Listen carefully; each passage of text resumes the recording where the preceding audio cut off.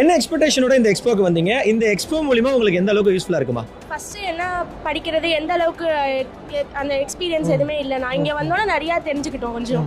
அது மாதிரி அது மட்டும் இல்லாமல் இப்போ வந்து டபிள்யூலே நாங்கள் வந்து அப்ராடில் படிக்கலாங்கிறதும் இப்போ தான் தெரிஞ்சிச்சு. இது ரொம்ப யூஸ்ஃபுல்லாக தான் இருந்துச்சு. ஓகே, என்ன கோர்ஸ் நீங்கள் சூஸ் பண்ண போறீங்க? எந்த காலேஜில் படிக்கலாம்னு பிளான் பண்ணியிருக்கீங்க? இன்ஜினியரிங் பண்ணலான்னு பிளான் பண்ணியிருக்கோம். ஆனால் இங்கே நிறையா காலேஜ் பார்த்தோம். நிறையா காலேஜோட அப்ரோச் பிடிச்சிருந்துச்சு. அதை வந்து வீட்டில் ஃபர்தராக பேசி தான் முடிவு பண்ணலாம்.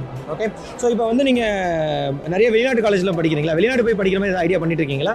இப்போதைக்கு இல்லைண்ணா, ஆனால் கண்டிப்பாக ட்ரை பண்ணலாம். ஓகே, ஸோ இங்கே ஏற்பாடுகள்லாம் இந்த அளவுக்கு பண்ணியிருக்காங்க A2Wலேருந்து?